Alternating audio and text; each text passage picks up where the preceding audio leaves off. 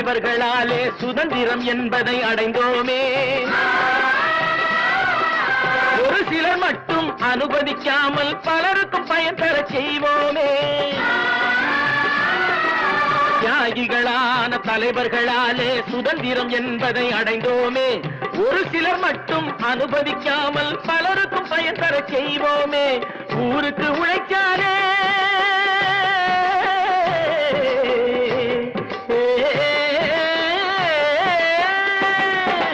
ஊருக்கு உழைச்சாலே ஏழை உரிமையை மதிக்காலே, உரிமையை மதிக்காலே